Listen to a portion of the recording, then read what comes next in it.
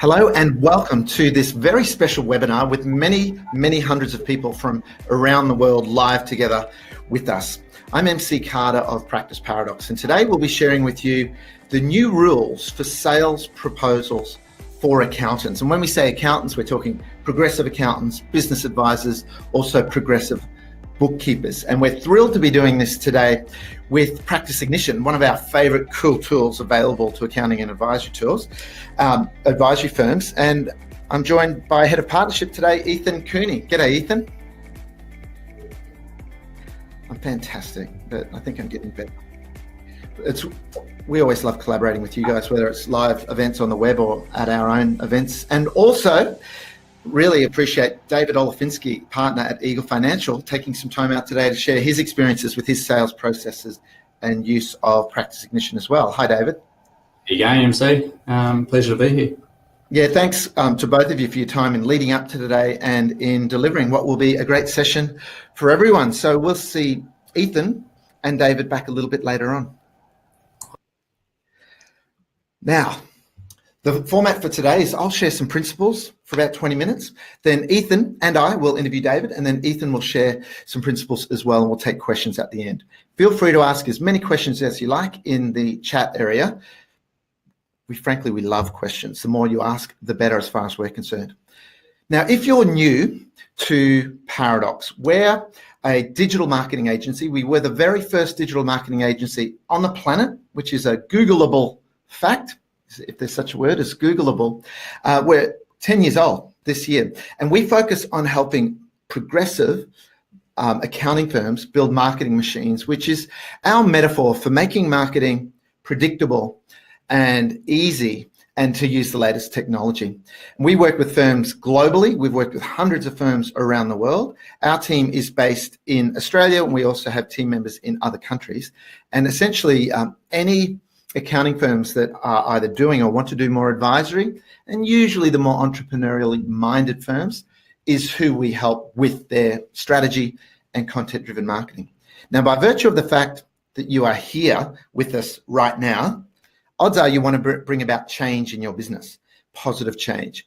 And the thing about change, one of our core competencies at Practice Paradox is change management. Because if you don't change what you're doing, you won't get different results, will you?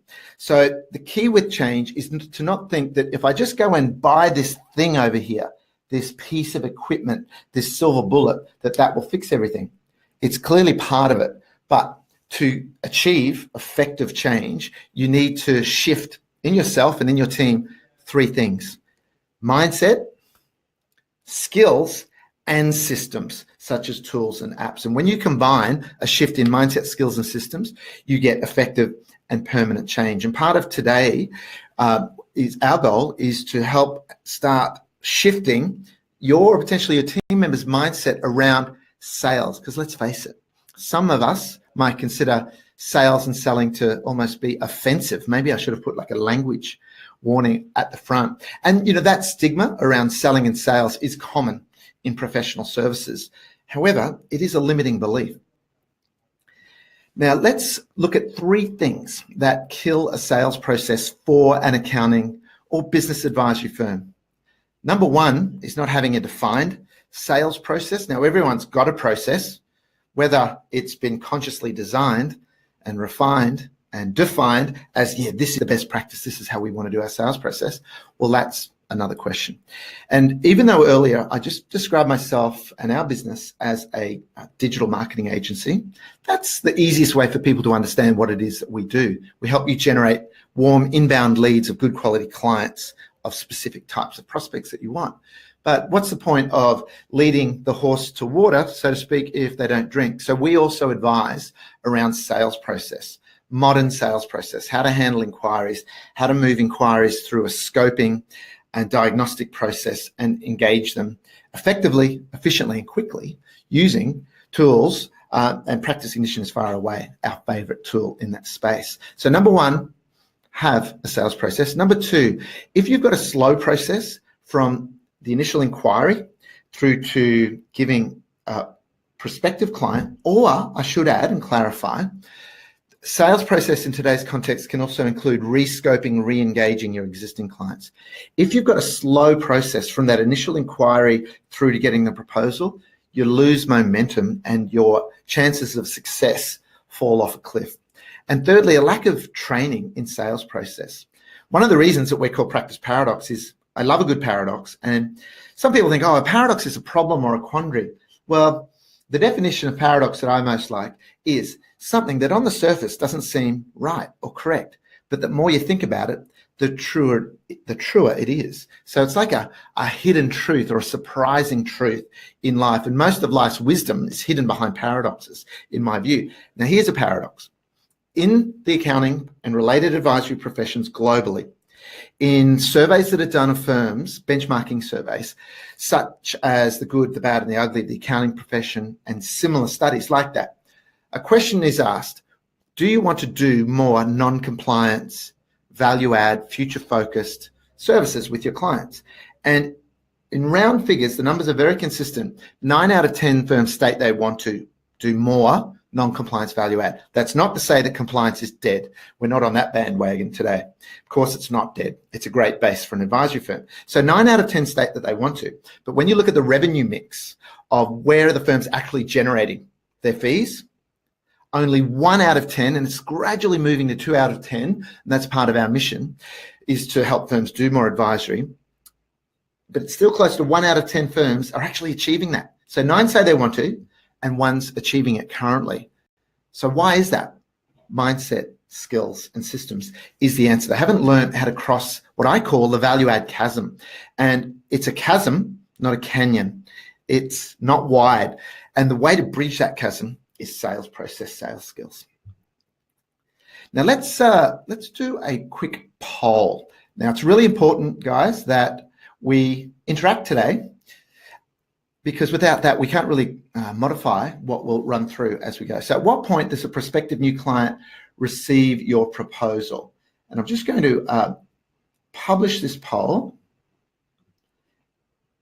And this is where you grab your mouse or trackpad. If you're in a group, this might be some sort of leadership exercise to see who will do it. And just click, is it during the meeting where you're actually having that scoping conversation? Is it same day? Is it next day? Within a few days? Within a week?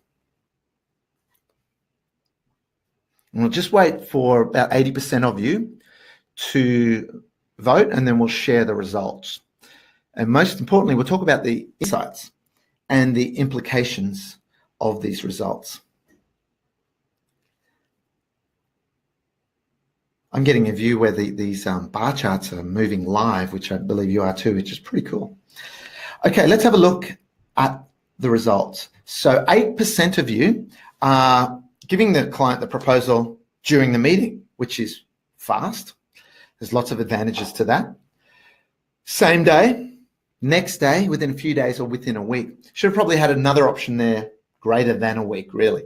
So about a third within a few days, just over a quarter next day, 1/5 same day. So many of you, and you're part of the Practice Ignition and Practice Paradox tribes, you're not the typical accounting firms by the fact that you are here. So that's good. A lot of you are doing very well, but anyone who's longer than same day, next day, you could be missing out on opportunities.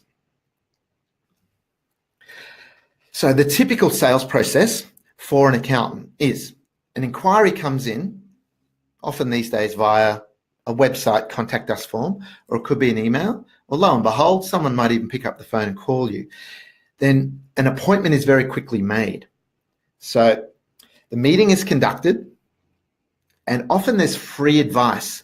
And boy, oh boy, hundreds and hundreds of cases over the years I've received of people sharing with me. They act like my mystery shoppers, where they meet with accounting firms when they're thinking of changing firms, and often they ask us for referrals, and they then tell us how it went. And often that meeting is conducted where the advisor is trying to impress this prospective client. Let's talk about the prospective client scenario here. And they get on the whiteboard and they start drawing structures out, and they're basically trying to show them how clever, how smart, how savvy they are as an advisor. And on one hand, that's great. But you're giving away free advice, and you can be turning unwittingly these people into structure advice shoppers. So that's not a good idea to do that, and I'll come back to that in a moment. Then usually the old school way is proposal created after the meeting, where, and look, that'll still happen sometimes too, where you need some more information, access to their Xero or their QuickBooks file. And then the proposal goes out after the meeting, and there's that song. I think they used it in my best friend's wedding, wishing and hoping. But you're wishing, waiting and hoping that comes in. And then you get into a point of following up the proposal. Now, that's not great, is it? When you are following up a proposal with emails, phone calls, phone messages, voicemails, you lose your positioning, your posture, and it tends not to work. If a proposal doesn't convert quickly within the first couple of days, the chances of it converting just plummet. So speed matters. The analogy I use is that it's like a fresh loaf of bread. Straight out of the oven today, it's fresh. Tomorrow, it's still pretty fresh. Day 3 onwards, not so great.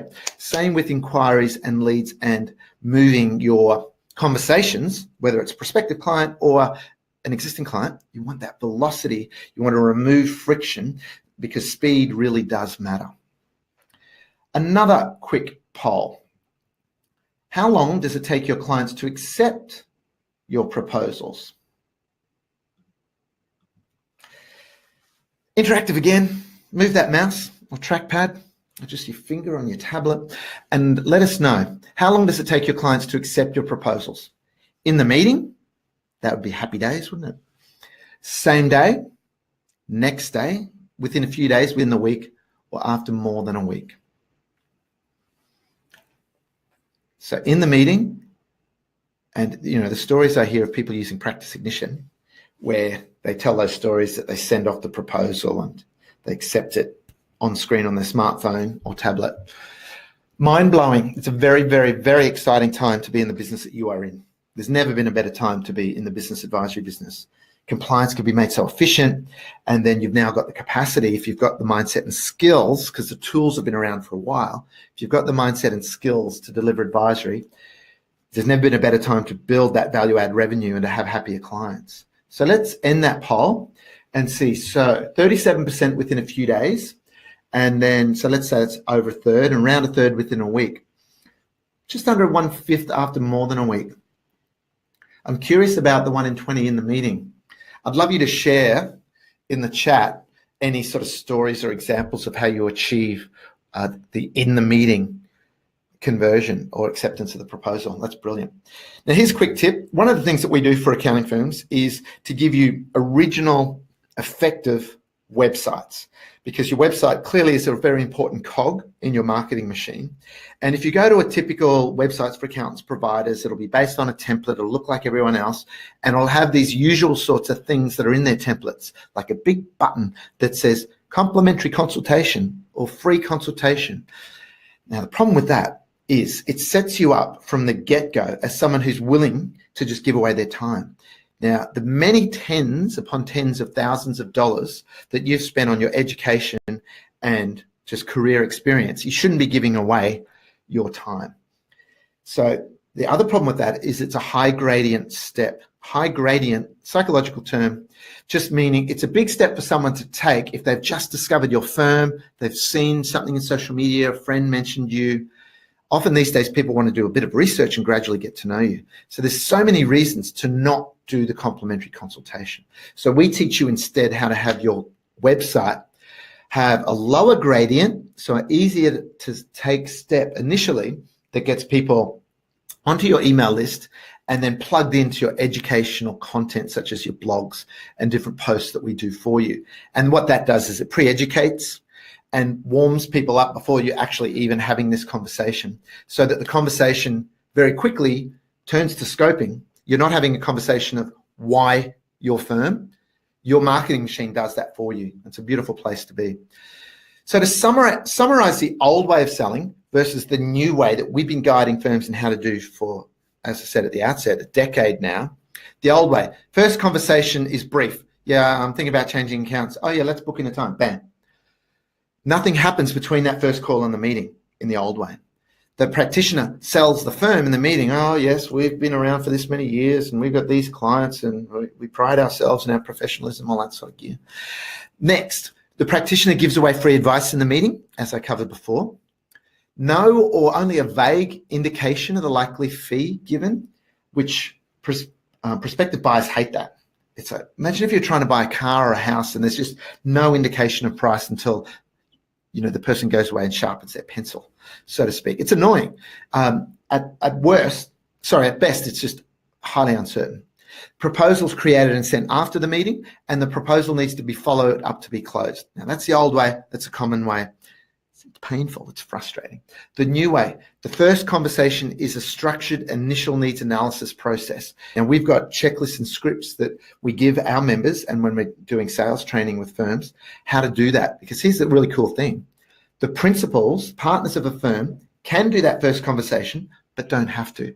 If you're a firm with support team members, as long as someone can hold a conversation and is relatively mature and mildly assertive, they can be trained in how to have the first conversation, which sets up the whole sales process for success.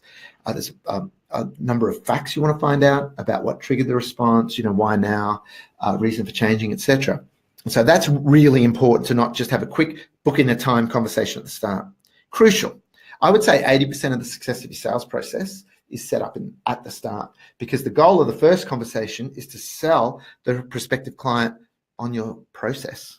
So you're selling your sales process without calling it a sales process. We teach you to call it an evaluation process that allows you to evaluate whether there's a fit between what they're looking for and what you provide, and likewise it allows them to evaluate you as well. And in that you say, do you mind if I take a moment to explain the 3-step evaluation process that will guide you through? And people love structure. Structure gives people confidence and certainty. Next, I could talk a lot longer about that, but today's not sales training per se. Next, a structured gap analysis process is conducted after that conversation. So it's some form of diagnostic. We show you how you can build that in a way that it appears on your website, but the information goes into your client database, your CRM. Incredibly powerful. And it's diagnostic information. Some of it relates to their compliance, tax, regulatory situation, where they're at with their bookkeeping, their accounting processes, but then you can move into more the management accounting, why they got into business, what they're looking to achieve, what their exit plans are, etc. And it really impresses them. And it takes zero of your time for that to happen, because they're doing it. So that data flows straight into your app stack. Then the prospect actually arrives at the meeting pre-sold on the firm. They're not coming going, oh yeah, I'll see how this guy or this woman goes selling me on the firm. They're pre-sold because they've been so impressed by that first conversation and this amazing diagnostic process, asking questions that their last accountant never even asked them. So then the meeting focuses on the gaps and the bridges. So rather than giving away free advice here and there on tax or other areas, it's more of a prescriptive conversation about the gaps between where they are now and where they want to be, which they've shared with you in the previous steps. And then the bridges are your advisory services. If they don't see gaps between where they are now, where they could be through this process, there's no demand at all for your advisory services, because your advisory services are effectively the footbridge across those gaps in their life. The new way, you'll show the actual fee, or at least, the bucket ballpark that Ethan will share with you today, which is so cool. You can give that indicative pricing right there. And to use transparent pricing, I am not at all in agreement with price the client, not the job. If you're a boutique firm and you have a handful of clients each year, yeah, look, that bespoke value pricing, extreme of value pricing, I believe in value pricing, by the way. You sell outcomes, not time. But personally, I think the last client, the current client, and the next client, if their conditions are the same, the situation, they should be charged the same. So transparent pricing, very ethical, people like it. And the accounting and law professions have been some of the slowest to the party with modern society about transparent pricing. So many of you will already be doing that. The proposal's done live during the meeting, or certainly done to a draft stage and in a collaborative way throughout the conversation. And the client often signs the engagement during the meeting or shortly thereafter. So that's the difference. One sales tip I'll give you here is bam, bam, book a meeting from a meeting. You should never end a meeting and then not have another appointment booked for the next meeting, even if that meeting's a phone call or a web meeting. Book a meeting from a meeting. If you don't bam after each meeting, you've cut them loose, and that's when you become a proposal chaser. Now, in terms of, I'll hand over shortly to Ethan and we'll interview David. But if you're new to us and you want to find out whether there are some gaps in terms of helping you with your digital marketing, your lead generation and your sales process, we've got a really simple diagnostic that's quick and easy to do at this address here, practiceparadox.com.au/ready. And that will allow you to work out whether your business is even ready for digital marketing, because sometimes you might not actually be ready for the inbound leads. There might be some other things in your business that you need to get in place. So just note that down, practiceparadox.com.au/ready to do our Are You Ready for Digital Marketing quiz. And that's what you'll see when you go to the first screen there. So now what we're going to do is go to the case study interview. So I'll call up, welcome back, Ethan and David, and I'll just move the slides along to that cover slide. Hello again, Ethan, David. MC, how you going? Good. My time's up. I better roll into the interview now. So over to you, Ethan, and you're, by the way, you're back now. So the reason the three of us are now talking, by the way, is in our Facebook group recently, one of our new members said, I'm thinking about using Practice Ignition. Anyone else in here use it, and what have you found? And a whole bunch of members came in and say, yeah, it's totally transformed what we're doing, the way we're doing things. And one of those was you, David. And that'll teach you. That'll learn you for speaking up in our Facebook group, getting called out. But over to you, Ethan, to explore with David, what shifts have taken place for him there. Great. I just want to check before we jump into things, MC. Can you all hear me properly? We've had a few folks on chat coming through saying that my screen and David's screen is black and that they can't hear us. So wanting to make sure that they can all. Okay, Carlos has said they can see all three. All good. Well, your screen, I'll just skip ahead to the case study slide. Your screen before was black, but you're back now. Great. Okay. Fantastic. All right, we're getting some raised hands from Jordan. All right, this is great. We can. We're all online. Fantastic. So hello everyone, and thanks MC for that intro. And I really just want to say a huge thanks to David for coming on board today. Really excited to have a brief chat to you, David, around a few different questions that we've sort of thrown around for the last couple of days. And as MC mentioned, you put this quote recently on the Facebook group there. We thought it was just fantastic, and what a great opportunity to come in and share some of your learnings and your insight that you've gone through as you've sort of adopted some of the principles that MC was talking about, and also used Practice Ignition as a tool to help address some of those problems and those mistakes that you may have been making before in your original sales process. So for those of you who don't know me, I think I've recognized a few who are on the webinar today, and there's definitely some of the Practice Ignition tribe here today. So hello to old friends. But I head up our partnerships and business development here at Practice Ignition, and I'm relatively new on the scene here with the company. So really excited to be here today and to hear all of you and see all of you contributing to the chat. It's fantastic. So, David, can we hear you there coming through? Testing. Can you hear me? Great. All good. Perfect. Sweet. So, David, we had a few questions for you. The first question that I'd love to ask you is just for you to provide a bit of background on what your sales process actually looked like before implementing the strategies that MC was talking about from Paradox there, and before implementing Practice Ignition. And it'd be great, I know you mentioned earlier, MC, what we want to talk about today is not just for new clients that are coming in the door, but also for your re-engagements and rescoping your existing clients as well. So obviously that's a sort of poignant topic coming up over the next couple of months.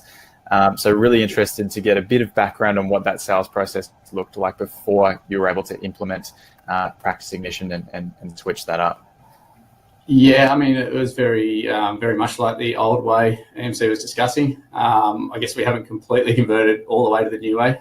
Sort of a bit of elements of both, but Practice Ignition is certainly helping with a lot of that. As far as how we used to do it, it's probably even worse than MC was describing. was very much that go to the meeting, sort of get to understand the client as much as possible. Basically, come to an agreement that we're going to be able to help them going forward with a very, very loose price guide, very much time-based billing, and then literally start, send the ethical letter to the old firm, send them an engagement letter which is purely to tick the boxes with chartered accounting. Basically didn't give much guidance in regards to pricing or anything like that. It was basically refer to our fee rate on our webpage, and we'll charge you according to when work's done on an ad hoc basis, according to those prices and the time spent. So it was literally get the work and start plugging away at it, and then every now and again, if we're doing, as the WIP build up to enough, or we'll get through a major piece of work, whether it be their annual returns and accounts and that sort of stuff, and then invoice them at that stage. So very much just, I guess, not transparent at all, and very trust-based, which we're fortunate enough that we didn't have too many issues, but the reality was it did take a little bit to then earn that trust in the client. So our system, we didn't have so much issues long-term, but certainly initially, depending on client experiences with previous firms and getting burnt with fees and that sort of stuff, there's always that bit of hesitation. We might say we're going to do the right thing and it's all going to be fair, but I guess until they sort of go through that first 6-12 months, there's always that, we're still sort of struggling with that trust piece that we weren't going to send them an enormous bill after doing the work. Yeah, and then I guess the big problem with that was, you send the bill, and depending on that client, there's no guarantee you get paid, or you weren't chasing for the next 6 or 12 months. So that was a big issue that resulted from that old process. Absolutely. And do you have an idea, I guess, of, and coming back to the poll that we launched earlier, which I thought were the results were really quite interesting. MC, I thought they were great results for the group that was on here today. Some really progressive firms here that are getting those proposals out quickly. But David, how long would you say on average it would take you to send a proposal out to your client after the initial meeting that you've had with them? Would it be sort of same day? Would you be sending the proposal a few days later? What did that process look like, and what was the time? I guess probably some of the firms watching this are probably a bit more progressive than us in that respect. I mean, depending on the client and the situation, if it was a new client setting out and there's not much to scope because we sort of know the process they're going to have to go through, as opposed to an entrenched client that we do want to get a fair bit of detail before we start talking price. So if possible, we'll be doing that engagement and pricing within that day.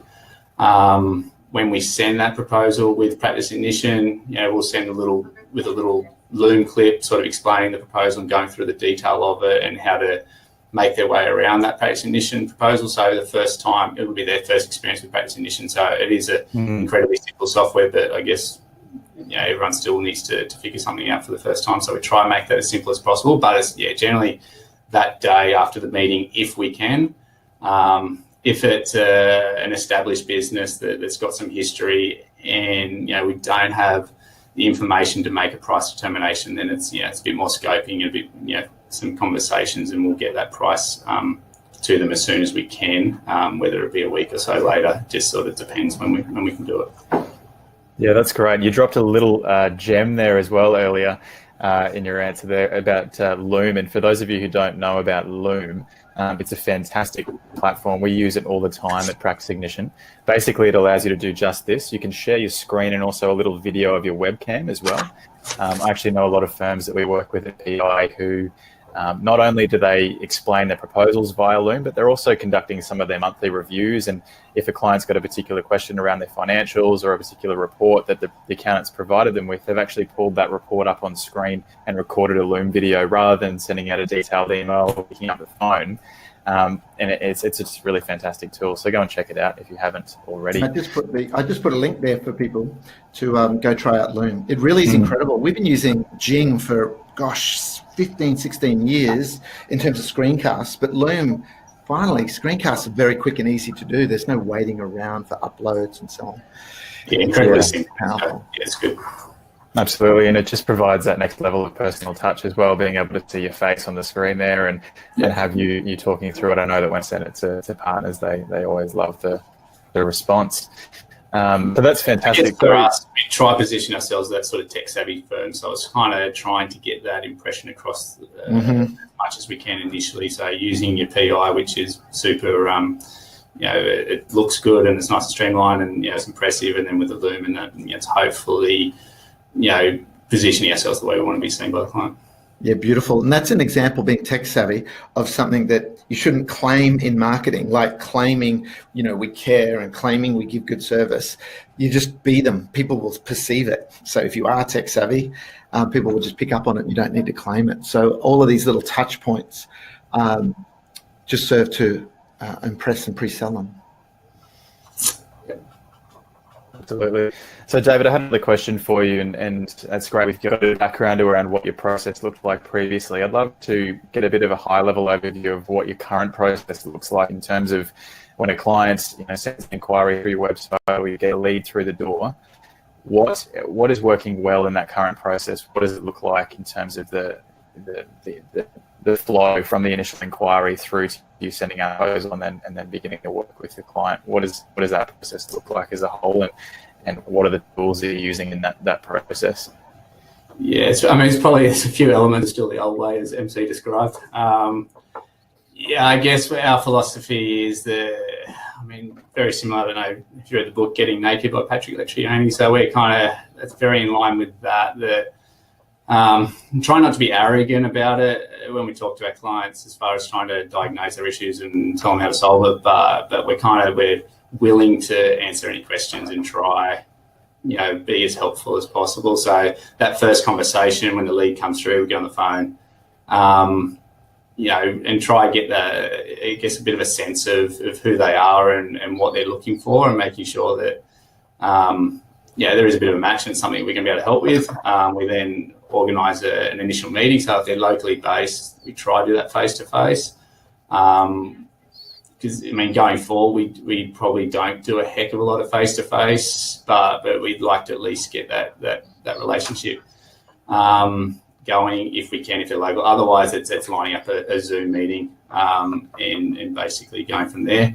Between that phone conversation and that meeting, we'll also send them an email based on what we know about that client so far, trying to get a little bit more information and prep them for that meeting, so it's a little bit more productive than purely just a meet and greet and get the relationship going. So hopefully we can get a bit more information and then give them much further guidance in regards to pricing and that sort of stuff, because inevitably most clients do want to know price. And we're happy to, go that way and be as transparent as possible. So do that meeting. I'd like to get to a stage where we can do the practice ignition right then and there in the meeting. But as we try to do it pretty soon thereafter with the video, trying to step them through. So trying to still have that personal touch and be as clear as possible about how the process works. And then, basically, hope they accept or happy if they don't, because it's sort of, one of the big benefits we've had out of practice ignition that, not every client that comes through your door and makes an inquiry is going to be a good client. And at times, in the old way, so we did get burnt quite often where we were very trusting, get in there and do as much work and, then invoice them after the fact. And unfortunately, there are people out there that are willing to take advantage of that and basically try and get away without paying their bill. So at least this was sort of a good filtering process where those that are going to be good clients, we haven't had any issues. We've got a pretty high take up. And I like to think the few that we don't get is probably, that's probably part of the benefit of PI, that they're the ones we don't want. And if I could just pass on a question here from Carlos that relates to maybe some people who are taking advantage of you or trying to extract as much value as they can out of you. Carlos has asked, how can you tell when to stop giving too much information? That is, answering too many questions for clients that tend to ask so much up front. Any tips there? David, I've got some tips as well, and Ethan. Yeah, obviously there's different angles in this sort of stuff, and I'll probably, yeah, I guess my take on it is if someone's really pushing you that hard and they don't want to use your service, I mean, in my world in accounting, a lot of what we do is an ongoing engagement. There's not really that much value I can provide up front compared to what I'll be providing ongoing. So if they're just fishing for some information, I'm more than happy to give it to them and let them then disappear and not engage me. Like, to me, that's a cheap way of spending 20 minutes, half an hour, and then not having to deal with that person again. Yeah, I guess that's my take on it. And probably, and again, it depends what, accounting's a broad scope of things. I mean, I'm sort of your sort of typical tax compliance accountant. Certainly other areas of accounting may have a very different take on that, and that information is much, much more valuable that you're not willing to hand over. So, yeah. Ethan, do you have a view on that? If someone's milking the advisor for as many questions as they can up front, is that anything that you've heard firms talk about? I have, yeah. And I think the benefit of being really transparent with what's included and what the client's paying for in that initial scope process. And there's actually a function where you can have your PI, and we talked about this last week, actually, where you can have your PI proposal up on screen with the associated pricing of these different services. And you're really transparent with exactly what that specific service includes in terms of the information and the advice that's given.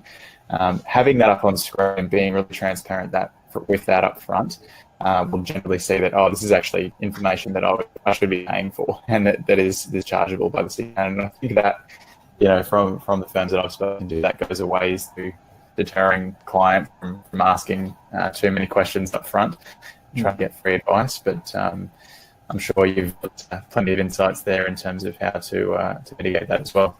Well, just a couple of things for Carlos, a couple of tips there. With the questions, if you find they're common questions that different prospective clients ask, take note of them, and they'll be really good prompts to create blog posts. What we find is if you continue to educate, and with your marketing content, and then people will pay for the implementation. So don't be afraid to educate, number one. Number two, in the sales process, this is part of a really important shift that we teach accounting firms, is to sell your advisory process as a kind of a journey of a series of outcomes. And you bake in, for example, Matt Sharwood at Advise Accountants, when he started working with us, his average client fee per year was about $1,800, which in a regional town was the typical sort of compliance fee for the year. And it's now $10,000, give or take, average, because he's baked in to the conversation monthly or at least quarterly virtual CFO. So when you're selling, the fact that you're going to keep their numbers up to date, help them understand, have insights, know where to focus. With the questions, if you think, well, if I keep answering these questions, we'll be here till Easter, you can say, well, that's a really good example of the types of quality conversations we have with our quarterly CFO meetings. But in the interest of time today, we'll park that for now. So you can't go on answering 17 questions, but you can actually use it as an example of they are questions that you can answer, and is a way that you support them when they are a client. Fantastic. Well, that pretty much wrapped up the questions for me there for you, Dave. I really appreciate you taking some time to answer those. MC, did you have any other questions for David there? Yeah, David, a couple of questions. So the before and after of using PI, just recap again, how long did it used to take you after having that scoping conversation with the client to getting the proposal in front of them compared to how long it takes now? Well, I guess, the proposal was a very different thing pre-PI. It was still very loose, and there was no firm set price, so it was very opaque for a client, and trust reliant, which I don't think is necessarily the right way to go when it's a new relationship. It did solve a lot of that and create a lot of transparency. So, realistically, clients originally didn't know what they were going to be paying until potentially months later when they got a bill and the work was done. Ouch. So definitely. Yeah. Imagine if a house builder or a landscaper or someone worked like that, you'd probably be a bit nervous. Fortunately, pretty reasonable, so I didn't have too many issues, but I guess, yeah. Well, you're obviously, easy to trust and like, so I'm sure people go on trust, but clearly transparency is better. Just touching on some of the things that people don't realize, sometimes people think Practice Ignition is a proposal tool, which is just one part of what it does. How are you finding the benefits of once someone accepts a proposal, that workflow deployment into, for you, is it XPM that the jobs go into from there? And what sort of benefits and efficiencies have you seen there with onboarding clients? Yeah, it does help because there is some good syncing there. So it just helps with some of the administration time and setting things up. So certainly, and it does have that functionality to bring your jobs in depending on how you want to set your jobs up. I mean, our firm, we run off recurring jobs. So we sort of set those up directly in XPM. Generally, the recurring stuff that we're doing, whether it be quarterly badge, annual accounts, and that all gets sort of set up. But certainly, as far as the client data and that, it does save some time. And one final parting question for you, David. There was a question there from Amar. Do you put your clients on direct debit with PI or give clients the flexibility if they want to pay it themselves manually? No, 100%. They've got to enter some billing details. So whether that's credit card or direct debit, that's kind of one of the main reasons we use PI, and one of the significant advantages we get out of it, having that sort of that being part of the PI process. So it's absolutely. Yeah, that's great advice. So that whole idea of chasing debtors, etc., you can eliminate. So one of the things I love about PI is when Guy Pearson founded, had the idea, it's a new category. It's a category creator in that it does this and this and this, and it was a bit hard. It took a while, I think, for people to get their head around it. But now those that use it find it fairly indispensable to the whole process. There's one more question here. We'll put this to you, David. Lynn asks, what do you do in the scenario where you're asked to submit an EOI, expression of interest, and don't get an opportunity to meet personally? I feel it really hard to sell myself on paper.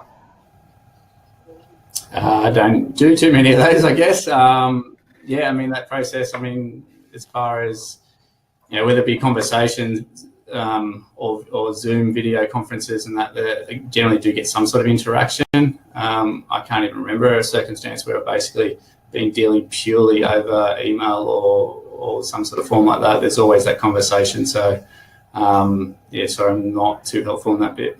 And I think anyone who's running that sort of process of tendering, they're often price focused. It can be a race to the bottom for those competing.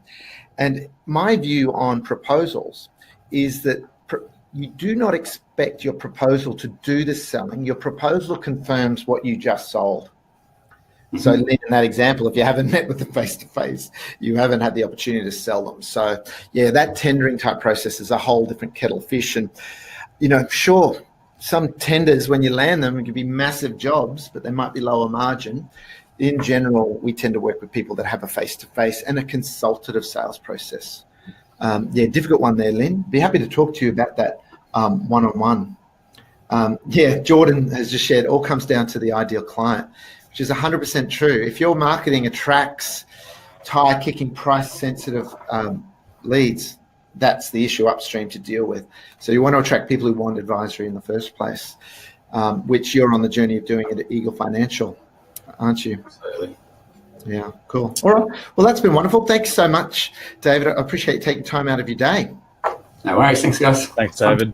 Sweet. So now, Ethan, over to you. I'll bring the slides back up to your section, and you can close us out. If we have time at the end, we've got 17 minutes. We've gone a bit longer with that interview than we thought, which was cool. We'll see if we've got any questions at the end. So let's start that. And over to you, and I'll stand by. Perfect. We're back online. Thanks for your patience, everyone. So for those of you who aren't familiar with Practice Ignition, I just wanted to give a bit of an overview of what we do and how our platform addresses some of those problems that MC was talking about earlier today. Everyone's giving me welcome back. Thanks, Isabel. Thanks, Carlos. Really appreciate it. And I realize that some of you today will know what we do and be potentially existing partners with PI as well. So I'm hoping to add a bit of value for you guys as well and talk about some of the new features that we have that you may not be aware of and some additional value that we can add. So I'm going to keep it quite high level today. I'm not actually going to go into a product demo, but I've pulled out a few different screenshots to really help illustrate what we do from a high level. So in terms of the actual problem that we solve, and we've talked about this today with David, what you're seeing on screen here now is a traditional engagement letter on your left and the accountant's process to the right of this. So you can see that we're editing that engagement letter, we're printing it, signing it, scanning it, and sending it. And you'd be surprised at the amount of firms we speak to who are still doing this. They're branding and marketing themselves as progressive cloud-based firms. And this is the first engagement process that they've got with their clients, or perhaps the first engagement after the initial meeting. It doesn't come across to me as being particularly cloud focused. And as a proud millennial, I actually don't own a printer. So I don't have the ability to print, sign, scan and send documents. I have an online signing platform that I use, but I actually don't have a printer. So one of my criteria for finding a new personal accountant is that they don't send me any documents. In terms of then the process for your clients there, it's the same process on their end. So they need to print out that letter of engagement, sign it, scan it, and send it back to you. And if you're planning on getting paid for the work that you're doing, you're wanting to, most of them, fill out this direct debit request form, which again is a print, sign, scan, and send workflow. And you can see already that in the age of integrated systems and APIs and integrated connected practice, this is not a fantastic way to get going. It's admin time. It requires you to chase your clients for these documents. It generally results in a delay in you getting paid as well, as we heard from David earlier. So really, this is why Practice Ignition was developed. And once you've got all of your engagements nice and humming, perhaps if you need to re-engage clients or look at which proposals are needing to be renewed, how are you actually keeping track of all these engagements? And for the most part, they're being kept track of in an Excel spreadsheet here. And I've got a German spreadsheet on screen because sometimes it can look a bit like a German spreadsheet, which is just gibberish. And this is great if you've got a handful of clients, but if you're wanting to put systems in place so you can scale and grow efficiently and quickly, this is not the way to run your business. So I want to talk and give you a little bit of background as to why Practice Ignition was created. MC mentioned earlier that Guy Pearson, who's the founder of PI, created Practice Ignition from a cloud-based practice. So back in 2011, the company was founded, and he was one of the first 100% cloud accountants out there. And he found his niche in servicing software, high-growth software companies. And so as he was servicing those clients, he actually started to treat his own accounting firm like a software business and developed a system that allowed him to really eliminate the time involved in onboarding new clients. So he built this solution here. And to give you a bit of background where we're sitting now, I believe last week or the week before, we ticked over 120,000 active clients through PI. We're processing over $300 million worth of payments through our platform. So not only is it a proposals engine, but it's also a payments gateway, which is something that a lot of people don't actually realize. We do process payments and take those payments from your clients on your behalf, disperse them into your account. So we're a payments gateway as well as a proposals engine. And we're working with partners in over 60 countries now. We've got teams around the globe.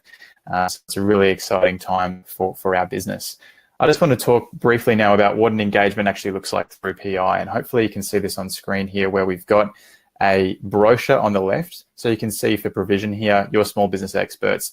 That's what we've got here is actually a marketing brochure, which you can fully customize. And it's something that our team helps you to design, but really helps you to make that first impression with your clients a really slick and impressive experience.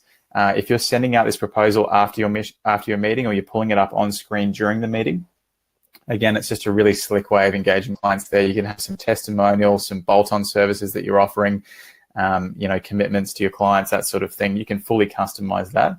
And then on the right here, we've actually created almost an e-commerce checkout experience for your clients. So in the same way that your clients would be buying something from eBay, or they're signing up for their Spotify subscription or their Netflix subscription, we've mimicked that checkout experience for your services from an accounting and bookkeeping firm. So you can see we've got a summary of the services here. We've got Norman, who's our client, in the top right. They do some bookkeeping service, some advisory and CFO work there in their accounting services. You can see the scope of the work clearly outlined there. If I was to click along to the next item there on the bottom, you can see the payment schedule, where you can see the work that's being billed up front and also the recurring bill as well. They can see an option there to enter in their payment details, and you can switch this on as a required function in PI. So I loved what David was saying there earlier about he actually makes his clients, he enforces that fact that his clients need to put in their payment details in the proposal. And it does require a bit of a mindset shift for a lot of accountants in terms of how they're billing their clients. But the reality is that this is how people pay for services nowadays. They are paying up front, and they are entering their details online for all those we're in a subscription-based economy, aren't we? So they can enter in their details there in the context of the proposal, and they have clarity around when they're going to be billed for those services. There's a question that's just come through here from Jody in terms of the electronic signature. She's asked how the electronic signature function works in PI, and is it as legally effective as an actual signature? Great question there, Jody, and it is. So it's all legally binding. It's all compliant with the digital signature laws there in terms of being legally binding. We capture the IP address, the location, the time, and your clients simply just have to write their name in at the bottom of the terms of service there to sign. So great question there, Jody. Thanks for that. Great. So in terms of a high-level overview then of what we actually help with, it's helping you to deliver smart contracts with automatically created engagements and contracts there, which is then leading to more sales. So it's allowing you to drive more sales into your business and close more deals, which is then leading to better cash flow and boosting efficiency. And I'm going to talk about the efficiency piece a bit more in more detail later on, because that's what I really get excited about with Practice Ignition in terms of integrating it with your current workflow. So in terms of what it all looks like when you set this up correctly, you've got it all humming and working. What we're doing here is actually linking the proposal scope, the invoices, the payments, and the workflow together. So you can see here a few of the high-level benefits of what those outcomes are. So it means that no work is slipping through cracks. We're effectively automating our accounts receivable. We're going a long ways to reducing or eliminating entirely our debtors. And there's some fantastic case studies where I believe Dom from Rise Business Solutions he's posted a case study where he had around $380,000 of debtors. We removed those within 6 months of implementing Practice Ignition. It allows you to then measure and manage profitability. So it allows you to get some insights and KPIs on your firm performance, and then it allows you to automatically see which proposals need to be which clients need to be re-engaged, which proposals are ending, and so on as well, which I'll touch on in a few minutes as well. So conscious of time here, I'm just going to try and whiz through a couple of these slides here. So again, a high-level benefit here: no more debtors and chasing clients to get paid. We know that you guys are spending a lot of time chasing your clients for payment and for documents, and we mitigate that by collecting the billing information up front. So Jody, if you want to look at what the digital signature screen looks like, this is what it looks like on screen now. You can see the terms of service there, which can be added into your proposal automatically. And we actually use placeholders, so you're not having to edit those letter of engagements and terms of service every time in the proposals. We're then allowing your client to pay via direct debit or via credit card, and you can actually switch on or switch off either of those options, and you can require those before they sign the proposal as well. The second thing here is automatically being able to build out those contracts. And what the high-level benefit here, what I like to explain it as, is almost an Uber Eats for accounting services. So you can see even during the meeting with your clients, that initial meeting, you can start to pull in these different services, and it will build out the pricing and the payment schedule for your clients right there in the meeting. So it's full transparency. Your clients know what they're going to be charged those services. They know what's included. So MC just prompted me here, and I want to just let you know we're going to run a few minutes overtime today. We're not going to be offended if you need to jump out. This session will be recorded as well. So if you do need to jump out, please feel free. But we may run a few minutes overtime. Hopefully it won't be too much overtime, maybe 5 minutes over to 5 past 11 here. Thanks, MC. So the next little benefit that I want to talk about here today, and I think for some reason I'm not able to switch the slide here. Here we go, is the brochures. So I mentioned this earlier at the start of my slide deck here. What we help you to do as part of the onboarding process with Practice Ignition, and this is something that MC could help with as well with Paradox, is to design a brochure that really puts your best foot forward. So it's helping you to stand out from the accounting firm down the road. And again, it's going a long ways to making that initial engagement process really slick and impressing your clients as they're seeing that really awesome looking brochure up on screen and the associated services that they're offering you. So again, this is something that we're actually happy to design for you as you get going with PI. So let me know if you are interested in that. In terms of the workflow piece here, and we touched on this briefly with the interview with David, there's a whole nother side to practice ignition, which goes a long way to actually removing the admin time that's involved in engaging your clients. And that one part of that is actually the invoice reconciliation with your accounting integrations here. So we plug into QuickBooks Online at Xero, and what we'll automatically do is raise all those invoices, reconcile and match the payments for you once the client has accepted that proposal through Practice Ignition. Again, a small amount of admin time per basis, but if you multiply that out across your client base and across all your engagements, it ends up being quite significant time savings. So the ability to automatically create those recurring invoices in your ledger, reconcile the invoice and match the payments is really powerful. So that's one side of the workflow integration here. The other side, which is really exciting, is being able to plug into the workflow tool. So I've got a few logos on screen here now. You can see the green version of Xero there is Xero Practice Manager. We also plug into Xero HQ, Workflow Max, Zapier, and Carbon. What that allows us to do is do some really cool stuff like automatically request documents, deploy workflows, and it's effectively connecting our sales and our service workflows together. So what you can do, and I'll explain this at a high level, is link your service templates in Practice Ignition to your workflow templates in Xero Practice Manager. And when your client accepts that proposal, it will automatically trigger those workflow templates in Xero Practice Manager, which again is saving you time, but it's also making sure that these two systems are linked. So you're managing scope, you're making sure that you're getting paid for the work that you're doing, and you're effectively managing that scope creep there because those proposals are directly linked, if that makes sense. So I want to talk a little bit more about Zapier here because this is something I'm really passionate about and I don't think it's talked about enough in the industry. Basically, Zapier connects to over 1,000 different apps.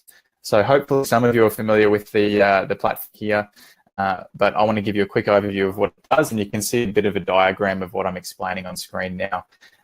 Practice Ignition in Zapier is what they call a trigger app. And so the trigger can be that a client accepts a proposal or accepts a specific service within a proposal. And that then can link out to sales and marketing tools, CRMs, education, LMS platforms, training platforms, project management tools, Slack, Asana, Trello, HubSpot, all these amazing tools that you can actually integrate with Practice Ignition. And to think holistically about your workflow in this way and be linking in your client engagements with those other internal communications tools can be really quite powerful. Perhaps it's as simple as letting your team know that you've won a new client in Slack once they sign their new proposal. That's what we do at PI, and it's just a great little morale boost when someone else comes on board to be able to automatically push that message through. Perhaps you want to create a Google Drive folder structure for this client and send a type form quiz that is requesting further information from them. Perhaps you need their Xero access to their Xero file, etc. You can automate a lot of that content going out to your clients as soon as they accept the proposal. So again, cutting down that admin time and really enabling you to efficiently onboard clients. And we actually have a client who posted a case study or something on social media recently where they had a 32-step Zap. 32 different applications that were being triggered after the proposal acceptance in PI. Can you imagine how many small admin tasks he's automating there, which ends up being a huge time saving. So I thought that was really cool, a 32-step Zap in his firm. Again, in terms of just moving on from the workflows here, conscious of time, in terms of following up with clients, you're able to automatically set up your email reminders within Practice Ignition. So you can set up templates for your emails, again, something we help you build, and the frequency of when you want to ask your clients and send out those reminders as well. So it is a great sales tool to actually use as a CRM because you can quickly filter your clients and see who's actually viewed the proposal. So we can tell you when the clients have viewed the proposal, but they're still awaiting the signature. So that's a great way to jump into Practice Ignition and actually get your hit list of clients to pick up the phone and say, hey, I've seen you viewed the proposal. You didn't put your credit card details in or sign. If you have any questions, is there anything else I can help with? It's a great sales tool there to get on the phone and close more of those deals. This is something that I'm particularly passionate about here, having worked for the last 4 years in the management report and business advisory space, is the ability to actually start to do some cool forecasting and reporting with our business intelligence dashboard. So imagine if you're linking all these systems together, what are the insights that we can actually provide you with? And what PI enables you to do there is actually automatically track your revenue, lay your budget across your forecasting cash flow there, You're able to track key KPIs like your MRR, your average client revenue, your new client revenue, your most profitable clients and services, all automatically. And that's pulling live data in from all of your engagements and proposals and payments all together into the one dashboard. And this is something that we're constantly innovating on as well. So a huge gap that I saw when I was working in this space was that firms were implementing these great BI and reporting tools, Spot Reporting, Fathom, Futurely for their clients, do some really cool in-depth dashboarding, but there were actually a lack of tools available for accountants to be able to do internal management reporting for their firms. Quite often this data was segmented in different systems, in Excel sheets, in Word docs, on desktop, on some cloud systems. They weren't able to pull that information together and effectively report on it. And so that's what Practice Ignition allows you to do once you start to flow that information through our platform. So in terms of our key takeaways here, I'm pretty much at the end, and we've only run 2 minutes overtime, which I'm happy about. So in terms of our key takeaways here, it's helping you to reduce your risk with proposals for your clients, because it's clearly outlining your scope of work. It's managing scope creep. It's eliminating debtors or reducing your debtors with automated payments and upfront billing. We're reducing our work in progress because we are taking that billing upfront. It's increasing visibility across your team, and it's increasing efficiency by connecting your sales process with your workflow tools. Fantastic. So we might actually have a few minutes for some more Q&A here, MC. I think we haven't run too far over time. I managed to whiz through that pretty quickly. So I know there's been thank you. I've seen a whole bunch of questions coming through. A couple of questions in there I flagged. Luda, I think it's pronounced. Luda asked, will it work for individual clients? It will. So in terms of the services that you can build into PI, it's completely flexible, and you can bill those clients as a one-off if you're just doing, individual tax return, or whether it's a recurring based work, monthly CFO advisory, whatever, you can build those services in there as well. So it's flexible as to how you want to bill for those services and what services are included. A question from Joseph, what about MYOB? We don't integrate with MYOB at this stage. We've been speaking with MYOB and over the last little while, they've been talking about moving all their systems to one connected cloud practice for a number of years now. So when that comes around, we will be able to integrate with MYOB, but we don't at this stage. We do have a lot of partners who are using MYOB, they're not integrating it with Practice Ignition. So you don't have to plug it into an accounting system. Obviously, there's a whole bunch of efficiencies that you get once you do plug it in there. You can just use it on its own as a proposals and payments function. But to answer your question, no. Now, Ethan, Paul's asked a question. I've replied privately to Paul saying maybe Ethan will come back to you one-on-one, but in case you can address this quickly, Paul said, I sent a client a new upfront invoice via PI on the 29th of March. Payment won't come in until the 5th of April. How can I reduce the delay? Yeah, that is a bit longer than usual, Paul. So I will shoot you an email after this, and we'll jump on the phone and talk through that. It might have been because there was a slight delay in the Xero API. They had a bit of a hiccup recently, which might correspond with that timing there. So I'll be in touch with you directly, Paul. Thanks for letting me know. Cool. And thanks for addressing that, Ethan. And we've had a couple of people now. Second person, Tony's asked, can you tell me what are the advantages of using Loom? Ethan, do you want to say a sentence or two on that, and so shall I?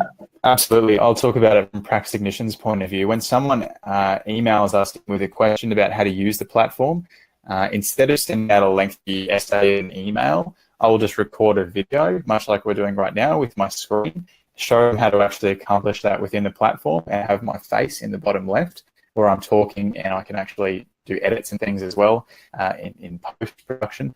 It's a really quick and easy process. So basically it's a Chrome extension that sits in the top right of your browser. You click a button, you click the green record button, and you're ready to go, and it automatically copies a share link to your clipboard. You can paste that into an email, send it off to your client. So we use it as a support and onboarding platform. And if you look at any of our Practice Ignition support resources, you'll see Loom videos embedded in there.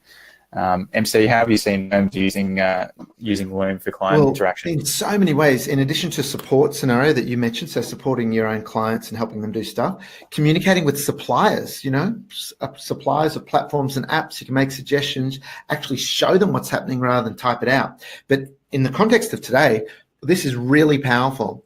If you are actually sending some communication out to a prospective client, to embed into the email a video of you talking, incredibly powerful. The feedback that firms get from prospective clients and clients when they do that is really strong, because even though the proposal's got all the details and T's and C's in there, if you can just summarize a quick overview, okay, so based on what we've discussed, here's what it is, blows people away.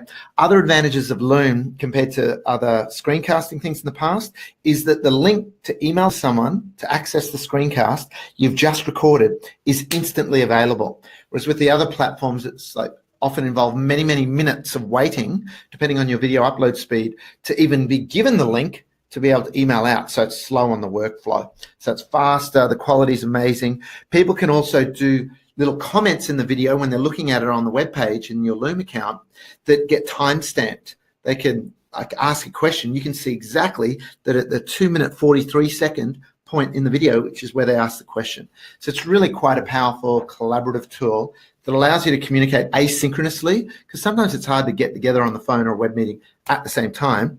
We do it all the time at Paradox. We'll say to each other in Slack, oh, look, can you just record a 60-second, 2-minute Loom on that, and I'll look at it later.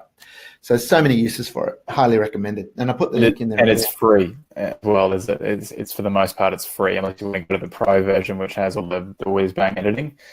We use the free version, and it's fine for us, which is great. Yeah, the pro version has got a desktop, like a local app on your computer you can use, but it's still in beta, in my opinion. All right, well, thank you everyone so much for your questions. Isabel on our team's just contributed in the chat how much she loves Loom. Ethan, love collaborating with you guys. It's been a pleasure working with you on this. Thanks again to David Olafinski from Eagle Financial in Sydney. And thanks everyone for your questions. It makes for a much more interesting webinar when we get questions live. We can just answer them off the cuff on the fly. So if you've got any questions, I've got a link through to practiceignition.com at the moment, at the top of chat.